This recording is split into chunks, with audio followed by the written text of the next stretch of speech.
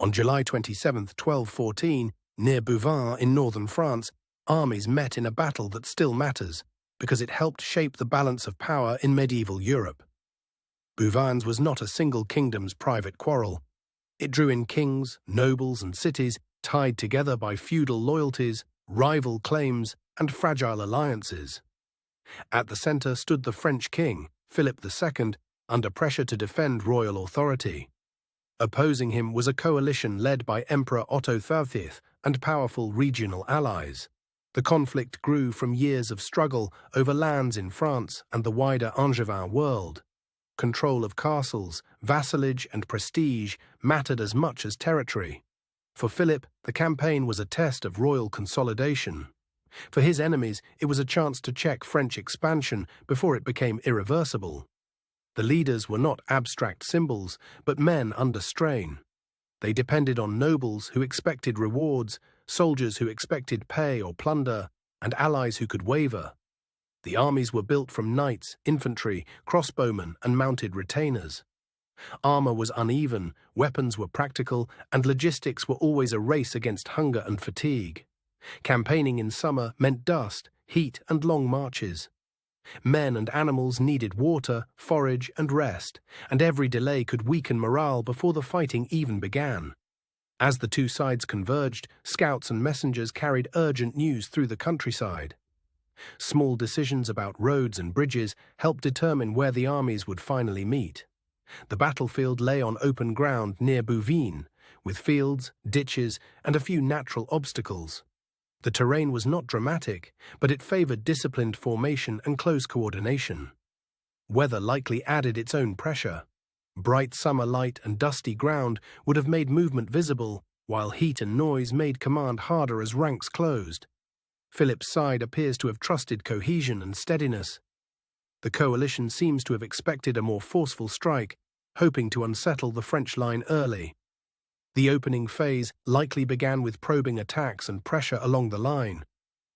In battles like this, the first minutes were often about testing morale rather than seeking instant victory. Crossbowmen and foot soldiers would have played a crucial role in creating disorder. Their fire and advance helped shape where mounted forces could press and where they had to hesitate.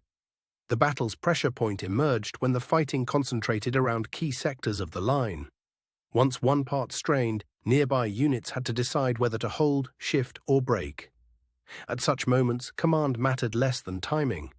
A leader could inspire, but the outcome often depended on whether nearby knights and infantry moved together or became isolated.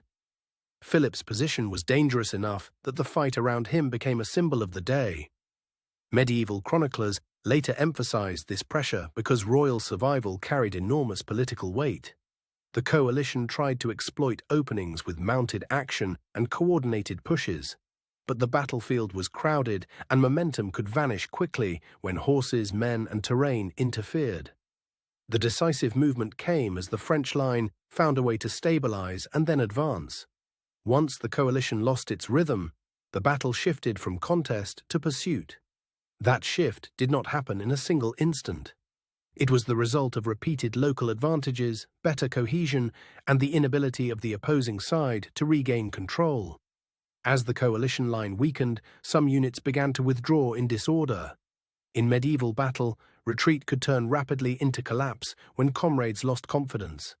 The French side pressed the advantage carefully. Victory in this setting depended not only on breaking the enemy, but on preventing a dangerous counterstroke. By the end, the coalition's army had lost the ability to fight as a single force. What remained was flight, capture, and the hard work of restoring order after the clash. The immediate aftermath was politically dramatic.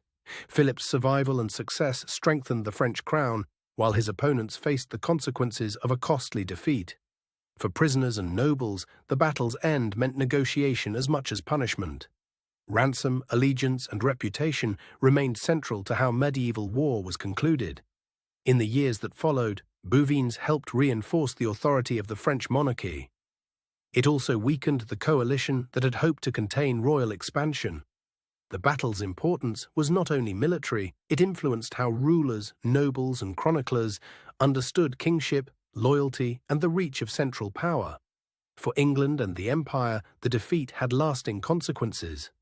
It altered the political calculations that shaped later negotiations, rebellions, and territorial losses. Historians still debate details of troop numbers, exact deployments, and the sequence of some attacks. The sources are valuable, but they are also partial and shaped by political loyalties. That caution matters. Medieval chroniclers wrote to praise patrons, defend causes, and give meaning to victory, so modern reconstructions must separate certainty from tradition. Some scholars emphasize royal command and battlefield discipline. Others stress the coalition's internal tensions and the practical limits of medieval coordination under pressure.